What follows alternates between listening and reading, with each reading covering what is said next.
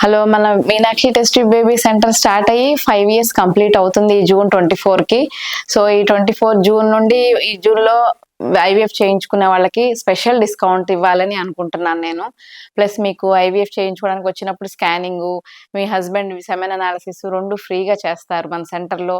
ఇది యూటిలైజ్ చేసుకొని హ్యాపీ బేబీతో తీసుకొని వెళ్ళాలని మనస్ఫూర్తిగా కోరుకుంటున్నాను. హలో, నేను doctor Aruna Moparthi, running Meenakshi test tube baby centre, Kothapeta bus stand దగ్గర, గుంటూరులో. Meenakshi test tube baby centre is a place where we speak everything and anything about women's health.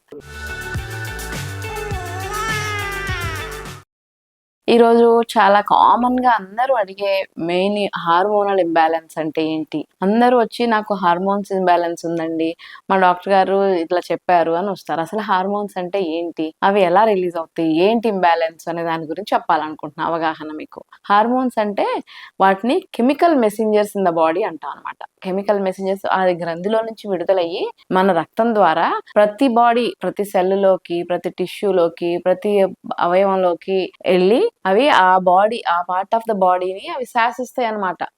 ఏం చేయొచ్చు ఈ టిష్యూ, ఈ సెల్ ఏం చేయొచ్చు, ఈ సెల్ ఏం చేయకూడదు. ఎగ్జాంపుల్ ఏంటంటే మన ఆకలి తీసుకుందాం. ఆకలి అవ్వాలి సరిగ్గా అంటే దాంట్లో హార్మోన్స్ కరెక్ట్ గా ఉండాలి. ఇంకా లావ్ అవుతున్నారు అంటే డిస్టర్బెన్స్ ఉంది హార్మోన్స్ అని అర్థం. థైరాయిడ్ ప్రాబ్లము అట్లా అవన్నీ హార్మోన్స్ అనేవి థైరాయిడ్, ప్రొలాక్టిన్, ఈస్ట్రోజన్, ప్రొజెస్ట్రాన్ ఇవన్నిటిని హార్మోన్స్ అంటాం అనమాట. ఈ హార్మోన్సే లేడీస్ అందరిలో ఆ బాడీ ప్రతి అణువులో, ప్రతి టిష్యూలోకి, ప్రతి సెల్లోకి, కణంలోకి వెళ్ళి బాడీ మెటబాలిజం కూడా అన్ని కంట్రోల్ చేస్తాయి. ఈ హార్మోనల్ డిస్టర్బెన్సెస్ దేని వల్ల వస్తాయి అంటే మెయిన్ గా పూర్ డైట్, మన ఆహారం సరిగ్గా తీసుకోకపోయినా, మనం బాగా ఒబేసిటీ లావుగా అయిపోయినా, ఎక్కువ స్ట్రెస్, టెన్షన్ ఎక్కువ పడుతున్నా, ఎక్కువ నిద్ర లేకపోయినా, ఈ మెయిన్ కారణాల వల్ల హార్మోన్స్ అన్ని, ఇది ఒక చైన్ అన్నమాట. ఒక చైన్ ఎలా అంటే ఇప్పుడు మనకు ఒక థైరాయిడ్ హార్మోన్ అనేది గొంతు కింద ఉండే గ్రంథి, అందులో డిస్టర్బెన్స్ వచ్చింది అనుకోండి, ఆ చైన్ ఆఫ్ హార్మోన్స్ అన్ని హార్మోన్స్ డిస్టర్బ్ అయిపోతాయి దాని వల్ల. సో మన బాడీలో ఉన్న అన్ని కండరాలు అన్ని అస్తవ్యస్తంగా పనిచేస్తాయి అనమాట. సో ఈ హార్మోన్స్ అన్నిట్లో ప్రెగ్నెన్సీ గురించి ఇంపార్టెంట్ హార్మోన్స్ ఏంటంటే estrogen, progesterone. So estrogen hormone, progesterone hormone ఇవన్నీ మన గర్భసంచి ప్రెగ్నెన్సీ రావడానికి, అండాశయంలో అండం పెరగడానికి, విడుదలవ్వడానికి, ప్రెగ్నెన్సీ నిలబడటానికి, ఇవన్నిటికీ ఈ హార్మోన్సే బాగా దోహద చేస్తాయి అన్నమాట. ఈ ఈ హార్మోన్స్ డిస్టర్బెన్సెస్ ని సరి చేసుకోవడానికి కుదురుద్దా అంటే కుదురుతుంది. ఈ హార్మోన్స్ డిస్టర్బెన్సెస్ మన చేతులారా మనం చేసుకున్నాం అనుకోండి, ఇలాగ థైరాయిడ్ ప్రాబ్లం వచ్చినా, లేకపోతే మనం సడన్ గా ఎక్కువ వెయిట్ ఉన్నా, ఇవన్నిటిని మనం ప్రివెంట్ చేసేసి రివర్ట్ చేసేసుకోవచ్చు. కానీ వాటంతటికి అవి వస్తాయి కొన్నిసార్లు, ఏమైనా గడ్డల వల్ల, అడినోమాస్ వల్ల, వాటంతటికి అవే తయారైనవి అంటే దాన్ని మనం ఏం చేయలేం అనమాట. సో ఈ హార్మోన్ బ్యాలెన్స్ చేసే ఫుడ్స్ ఏమైనా ఉన్నాయా అంటే ఉన్నాయి. అవి ఈస్ట్రోజన్ అనే హార్మోన్ ఎక్కువగా ఉండటం వల్ల మన బాడీలో కండరాలు కొంచెం నొప్పులు ఎక్కువగా, వెయిట్ ఎక్కువ అవ్వడము, పీరియడ్స్ అప్పుడు చాలా సివియర్ పెయిన్ ఉండటము, ప్రెగ్నెన్సీ రావడానికి కూడా కష్టం అయిపోతుంది.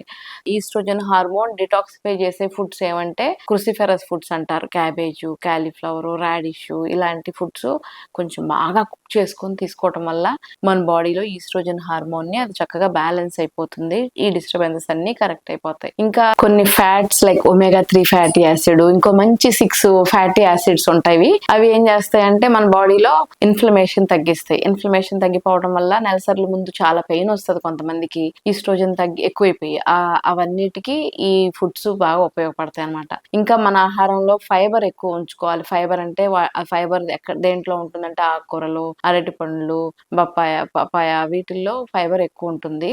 ఈ ఫైబర్ వల్ల మన బాడీలో మైక్రోబయోటా అంటే మంచి బ్యాక్టీరియాలు మన బాడీలో పెరుగుతాయి అనమాట. ఆ మంచి బ్యాక్టీరియాలు పెరగటం వల్ల ఏదో ఇన్ఫెక్షన్స్ వచ్చి అవి రాకుండా ఇమ్యూనిటీ లెవెల్స్ అన్ని పెరిగి హార్మోన్స్ అన్ని బ్యాలెన్స్ అయిపోతాయి. ఈ ఫైబర్ ఫుడ్ కాకుండా ఇంకా మన కలర్డ్ ఫుడ్ లాగా మంచి అరటిపళ్ళు, బొప్పాయి కాయలు, గుమ్మడికాయ, పుచ్చకాయ, వీటి వల్ల ఈ ఫ్రూట్స్ కూడా మనకి ఇన్ఫ్లమేషన్ తగ్గించేసి హార్మోన్స్ అన్ని బ్యాలెన్స్ చేస్తాయి. ఇంకా నేను ముందు చెప్పినట్టు బాగా తక్కువగా నిద్రపోవడం, ఎక్కువ స్ట్రెస్ పడటం వల్ల కార్టిజోల్ అనే హార్మోన్ బాగా పెరుగుతుంది. సో అవి రెండు ఎక్కువగా ప్రశాంతంగా టైం సరిపోయేంత నిద్రపోవాలి. రోజు 6 to 7 hours sleep is important. Mind లో ఉన్న స్ట్రెస్ లెవెల్స్ అన్ని తగ్గించుకోవడం, కొంచెం బేసిక్ ఎక్సర్సైజులు చేసుకోవడం, ఈ ఆహార పదార్థాలు ఈ మోడిఫికేషన్ చేసుకోవడం వల్ల వల్ల ఈ మన థైరాయిడ్ ప్రాబ్లము, ప్రొలాక్టిన్ ప్రాబ్లము, ఈ ఈస్ట్రోజన్ ఎక్కువైనా, ప్రొజెస్ట్రాన్ ఎక్కువైనా, ఒక్క హార్మోన్ ఇంబ్యాలెన్స్ వచ్చిందంటే చైన్ ఆఫ్ హార్మోన్స్ మొత్తం మారిపోతాయి అన్నమాట బాడీలో. సో ఇవన్నిటిని కరెక్ట్ చేసుకోవడానికి ఈ టిప్స్ అన్ని ఫాలో అయ్యి ఆహార పదార్థాలు మార్చుకుంటాం వల్ల బేసికల్లీ ప్రెగ్నెన్సీ రావడానికి ఇబ్బంది పడకుండా హార్మోన్స్ కరెక్ట్ అయిపోతాయి అన్నమాట.